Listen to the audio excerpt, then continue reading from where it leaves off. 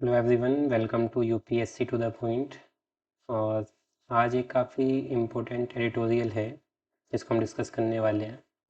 The new bills to overhaul criminal laws. बहुत लंबे time से डिस्कशन चल रहा था कि क्रिमिनल लॉज में चेंजेस कब होंगे। सो फाइनली पार्लियामेंट में बिल इंट्रोड्यूस हो गया था। देखते हैं क्या क्या चेंजेस गवर्नमेंट करना चाहती है इन बिल्स के थ्रू। क्या नए प्रोविजंस हैं, किन चीज़ों को हटाया गया है, क्या इंक्लूड किया गया है। पॉलिटी में बहुत ज़्यादा इंपॉर्टेंट होने वाला है। Question can be asked this year in prelims as well as in mains, तो ध्यान से समझिए इस टॉपिक को, बहुत इंपॉर्टेंट है। तो क्या क्या हम इसमें पढ़ने वाले हैं। Why are the existing criminal laws being change, क्यों चेंज करा गया, फर्स्ट क्वेश्चन। क्या चेंज हुए हैं, क्या एडिशन चीज़ें प्रपोज करी गई हैं बिल में, एक्स्ट्रा क्या ऐड हुआ है। ऑफेंस ऑफ सेडिशन, ये सेडिशन बहुत ज़्यादा डिस्कशन में रहता है। Every other day, every second और third day you will get this news in newspaper, something about sedition. Supreme court ने कुछ कहा, एडिटोरियल आर्टिकल कुछ भी आता ही रहता है। यूपीएससी ने क्वेश्चन पूछा है इससे कई बार। क्या इसको रिपील कर दिया गया है? कंट्रोवर्सी क्या है इनको लेके, रिफॉर्म कमेटी को लेके क्या कंट्रोवर्सी, और सबको पढ़ेंगे। तो अब 3 नए लॉ, जो आईपीसी और ये सीआरपीसी नाम सुनते थे अब तक, इनको 3 हिंदी के नाम में बदला गया है पहले तो। 3 लॉ, पहला भारतीय न्याय संहिता 2023, ये आईपीसी की जगह होने वाला है, ब्रिटिश टाइम का रूल है। कोड ऑफ क्रिमिनल प्रोसीड्यूर 1973 वाला, उसको भारतीय नागरिक सुरक्षा संहिता के नाम से जाना जाएगा। लास्ट में इंडियन एविडेंस एक्ट 1872, जिसको रिप्लेस करा जाएगा भारतीय साक्ष्य बिल 2023।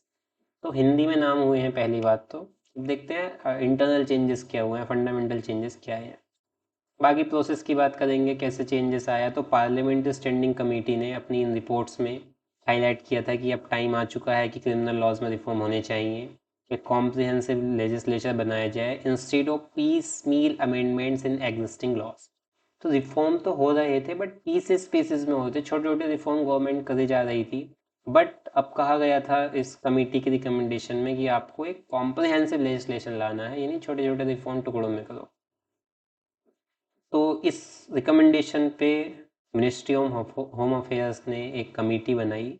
कमेटी को डॉक्टर रणवीर सिंह ने हेड किया, जो कि वाइस चांसलर रहे हैं नेशनल लॉ यूनिवर्सिटी के दिल्ली के, कि वो 3 कोड जो हैं ये इन सबको क्रिमिनल लॉज पे एक बार देखें, रिव्यू करें, उसके बाद में सजेशन दें।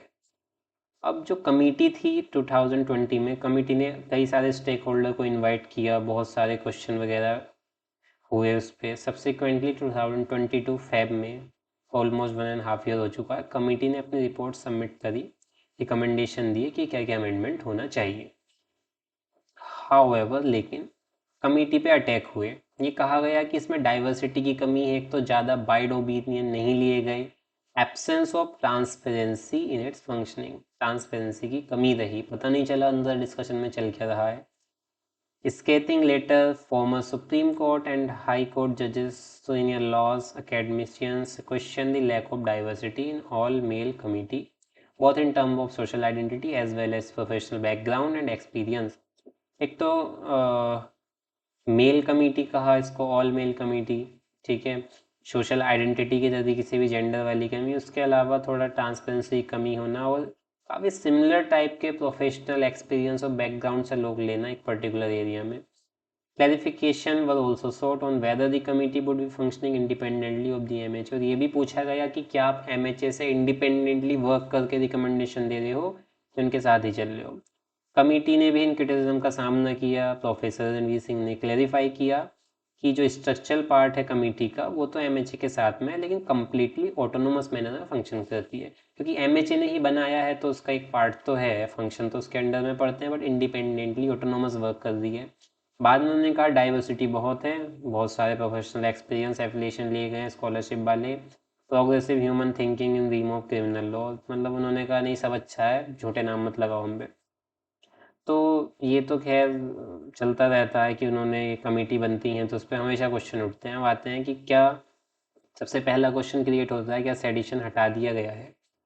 तो न्यू बिल जो है आईपीसी का, उसने ऑफेंस ऑफ सेडिशन जो 124A में था आईपीसी को, उसको रिपील कर दिया है। थोड़ा सेडिशन समझ लेते हैं था क्या। सेडिशन में क्या होता था कि कोई भी पर्सन कोई ऐसा स्टेटमेंट दे रहा है bye speech, by writing, media के थ्रू, किसी भी चीज़ के थ्रू, साइंस के थ्रू भी, जिससे देश की इंटीग्रिटी पे, सिक्योरिटी पे खतरा आ सकता है, गवर्नमेंट हट सकती है उससे, गवर्नमेंट पे खतरा आ सकता है, जिससे ओवरऑल एक डिस्टर्बेंस क्रिएट हो सकता है इंडिया में। तो उस कंडीशन में आप किसी पे सेडिशन चार्ज लगा सकते हो, आपको बिना किसी एफआईआर के बंद किया जा सकता है, बिना किसी कोर्ट ट्रायल के लिए आपको 3 महीने के तक बंद किया जाएगा, उसके बाद भी एक्सटेंड कर सकते हैं। तो ये सेडिशन लॉ था, तो इसको हटा दिया गया फिलहाल। बहुत कंट्रोवर्सी रही है इस पर, वो अलग से अगर सेडिशन बिल पे कोई आर्टिकल होगा तब डिस्कस कर सकते हैं। However it has been replaced by another section targeting. अब इसको रिप्लेस किया गया है, एक्चुअल में रिपील नहीं, रिप्लेस, कोई और आया है इसकी जगह पे, जिसमें क्या है, टारगेटिंग स्पीच, राइटिंग और any form of communication that insight separatist और subversive activity.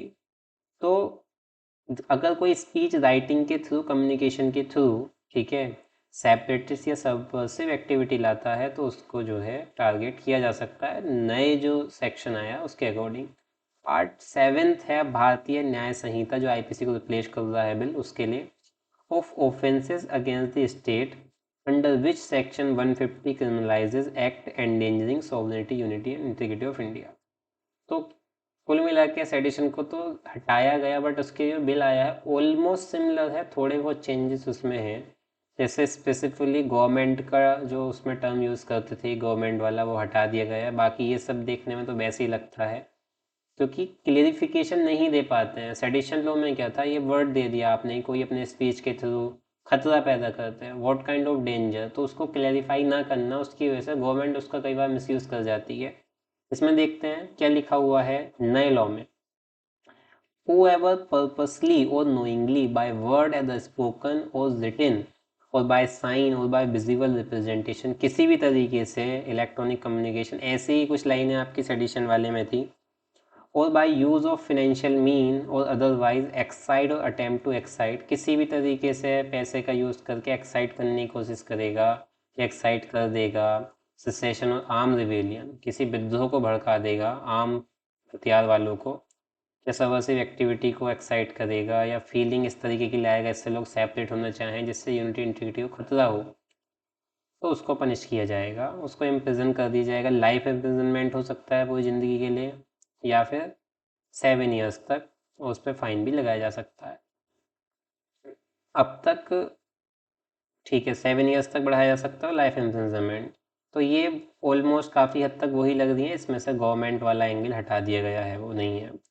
Explanation accompanying it is an incomplete sentence, ठीक है, अब वही है कि इसको भी इनकम्प्लीट सेंटेंस माना गया, ज़्यादा क्लैरिटी नहीं मिलती है इससे भी, but generally repeats the clarification found in section 124। कुछ ना कुछ क्लैरिफिकेशन वैसी ही है जैसी 124 सेक्शन में देखने को मिलती थी।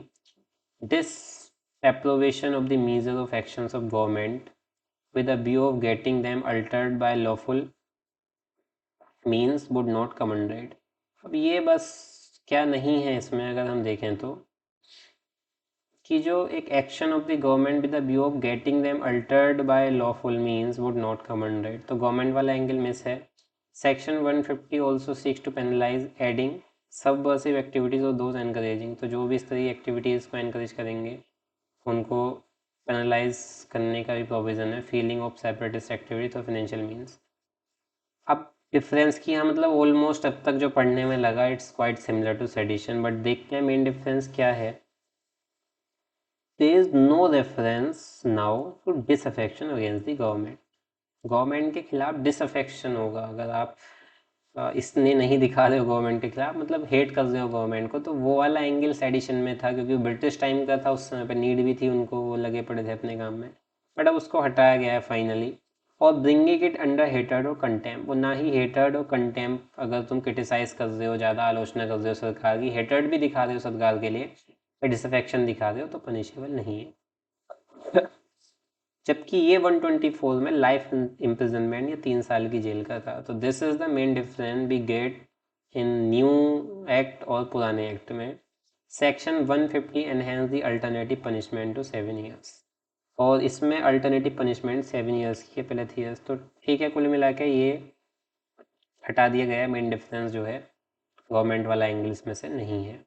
अब बाकी तो ये तो मेन सेडिशन, क्योंकि सेडिशन बहुत चर्चा में रहने वाला इशू है, तो उस पर बात करी हमने कि ऑलमोस्ट सेम है। सेडिशन को हटा के अलग सेक्शन लेके आए नए एक्ट में, भारतीय न्याय संहिता बिल में।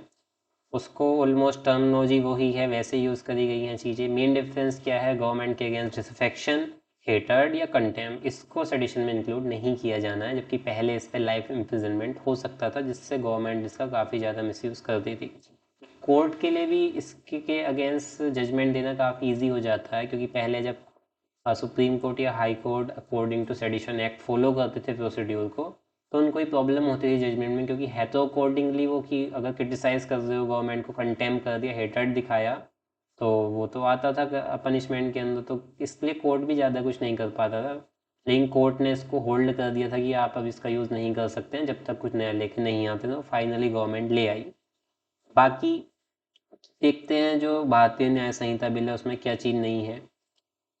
तो punishment for all types of gang rape will now include 20 years of imprisonment और लाइफ इम्प्रिजनमेंट। तो गैंग रेप वाले केसेस में 20 साल या लाइफ इम्प्रिजनमेंट, ये point. Punishment for the rape of minor, अगर माइनर का रेप होता है तो वो डेथ पेनल्टी ला सकता है, ठीक है।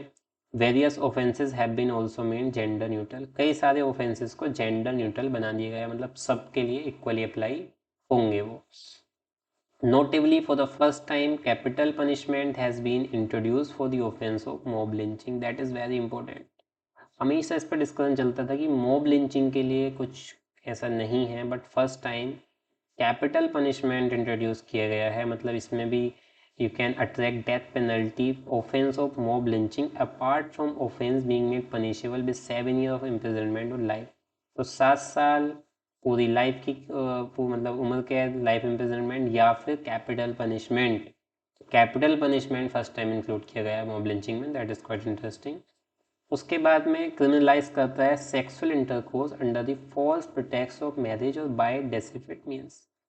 तो अगर गलत तरीके से, मतलब धोखे में शादी करके सेक्सुअल इंटरकोर्स कर रहे हो, ठीक है, या अलग तरीके से किसी गलत तरीके से शादी करी है, जो भी मतलब नॉट लॉफुली, और झांसा दे के किसी भी टाइप में, तो वो भी क्रिमिनलाइज कर दिया गया है।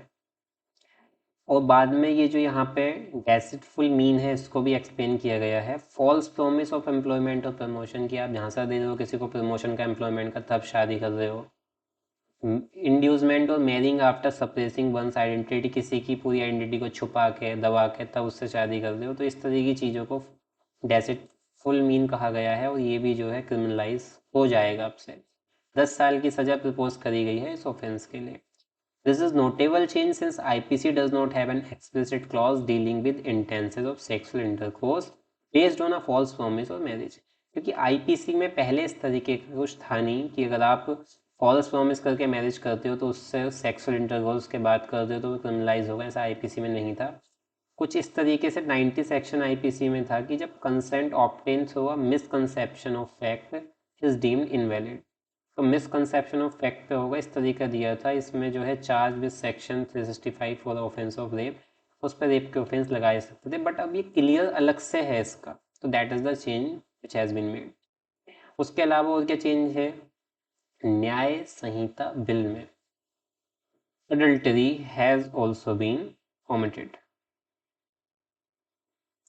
तो ये जो एडल्टरी की प्रोसेस है, ऑफेंस है, इसको ऑमिट कर दिया गया है 2018 के रूल के अकॉर्डिंग, जहाँ पे criminalise adultery which has held unconstitutional. Adultery का मतलब क्या होता है कि कोई मैरिड पर्सन जो है किसी और के साथ में अपने सेक्सुअल रिलेशन बनाता है, तो वो एडल्टरी कहलाता है। तो अब वो क्रिमिनलाइज नहीं रहा है, उसको डिक्रिमिनलाइज कर दिया है, क्योंकि 2018 में सुप्रीम कोर्ट ने भी ये कहा था कि इस तरीके से क्रिमिनलाइज करना अनकॉन्स्टिट्यूशनल है। तो adultery means sexual relationship after marriage but with someone else, किसी आपकी शादी किसी और के साथ हुई, किसी और के साथ, अदर के पर्सन के साथ आपके सेक्सुअल रिलेशन है, तो अब तक वो IPC में एक ऑफेंस होता था, बट अब नहीं है। उससे पहले ही सुप्रीम कोर्ट ने भी इसको अनकॉन्स्टिट्यूशनल कर दिया गया था, तो लॉ में भी आ चुका है। उसके अलावा सेक्शन 377, तो जो क्रिमिनलाइज करता था सेम सेक्स रिलेशनशिप को, वो इसमें से हटा दिया गया है। वो तो ऑब्वियसली हटना था, क्योंकि सुप्रीम कोर्ट ऑलरेडी उसको हटा चुका है।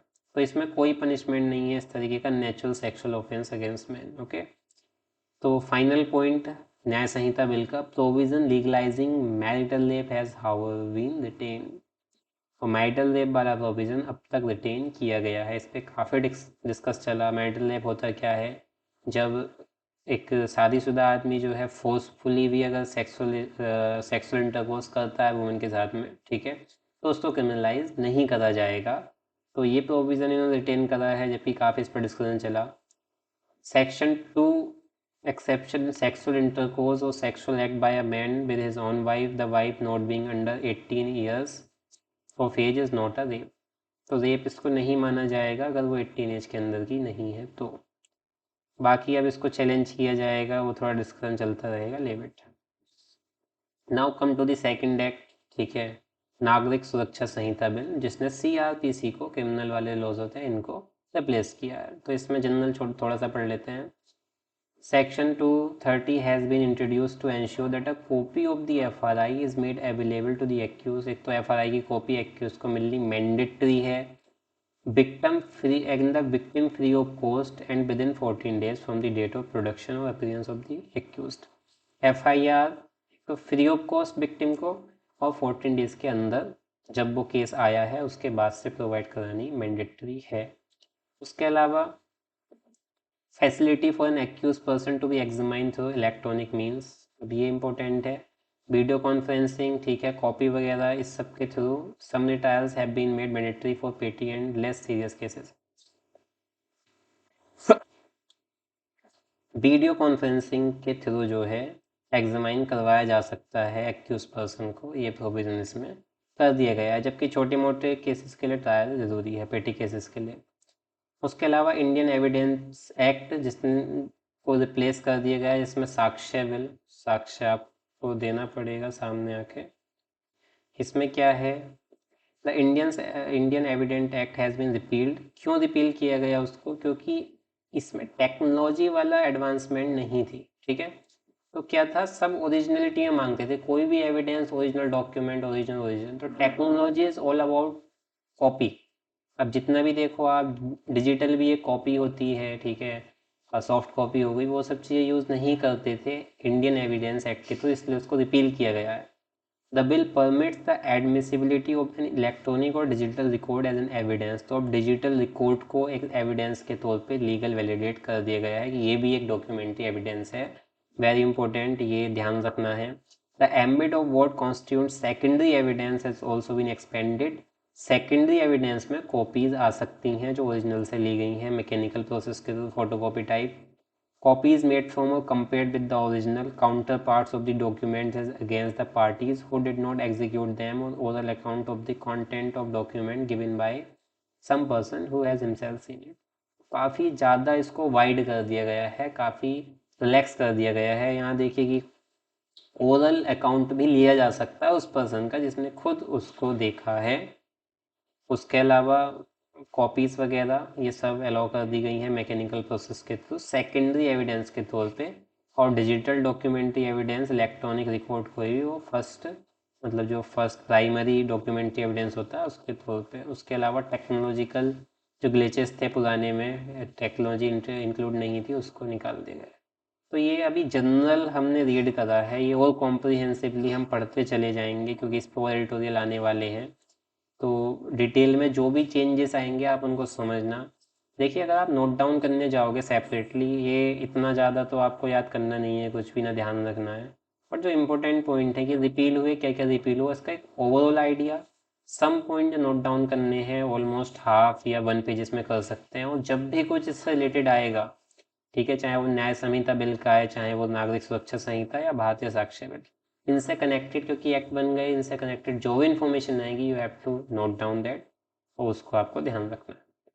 बाकी चैनल को सब्सक्राइब कर लीजिए, वीडियो को लाइक करें, और चैनल पे जाके और वीडियो देख सकते हैं जिसमें मेंस की डेली आंसर राइटिंग की वीडियोज़ हैं जो काफ़ी बेनिफिशियल होंगी आपके लिए। Okay, thanks for watching the video.